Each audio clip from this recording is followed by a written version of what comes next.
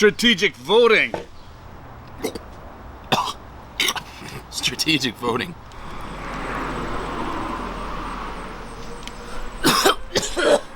Strategic voting.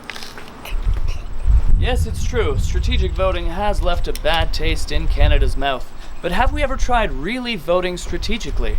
I don't believe we have. My name is Michael Mazurkovich from Canadian Love.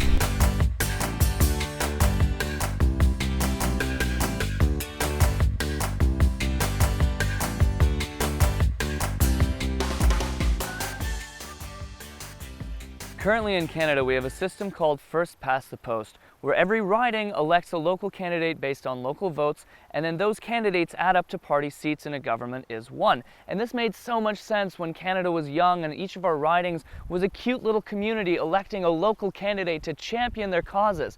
But in 2019, the government is more based on national party lines. And in First Past the Post, a government can be made up of a majority with less than a third of Canadian votes.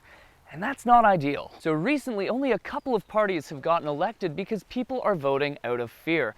People on the right who don't want a Liberal majority aren't even looking at NDP or Green platforms because they're afraid of a Liberal majority, so they vote Conservative to keep the Liberals out of office. And people on the left who don't want a Conservative government aren't voting for the NDP or Green even when they want to because they're afraid that that will give a seat to the Conservatives in that riding, so they're voting Liberal to keep the Conservatives out of office. And a bunch of people aren't voting at all because voting out of fear just really sucks. Now, this is what we were calling strategic voting, but is it really that strategic?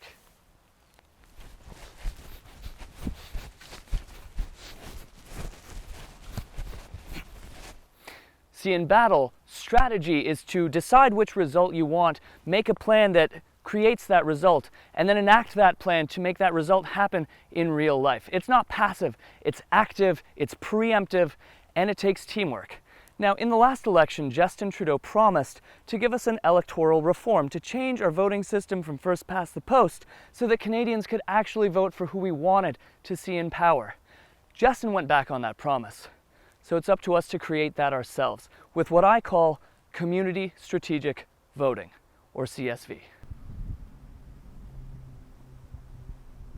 See, here's how it works. First, we need people to stand up in every community as community riding leaders. And these are the people, they can't be affiliated with any party. They have to be impartial because this process is about a community choosing who's going to best represent them together as a community. So our community riding leaders are going to be getting informed about the candidates, the local candidates, the party platforms, and the CSV process, and engaging their community to talk about and think about the candidates and the process and who works best for their community. Finally, the leaders will get together in each riding to put on an event, some sort of town hall meeting or a debate, kind of like when First Past the Post was originally invented, where the community can get together and discuss which candidate will actually best support and represent their community.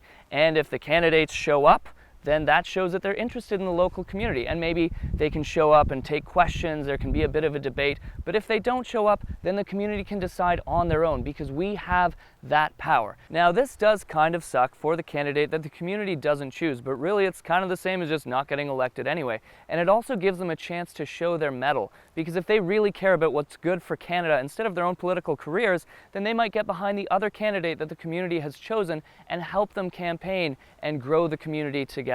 Now, once that candidate has been chosen by the community can stand with them together in the polls and out there campaigning to get them elected. And this way, it's no longer about which candidate has the richest friends that can pay for campaigns or is part of the biggest party with the biggest budget. It's about which candidate will represent the community and create the Canada that we want to live in. My dearest fellow Canadians, we live in a wonderful democracy, but some of us feel that that democracy has been slipping away from us and that our politicians are no longer accountable to we, the people. But I believe that we, the people, can change that by coming together as communities, riding by riding. I believe that we can take control over this country's government instead of the other way around. I believe that we can create a country that we all want to live in by working together. So please, share this video, debate this video, talk about it in the comments, tell your friends about it, and help us try to find your community riding leaders, because we are all Canadians, and we are all this country's leaders. Thank you.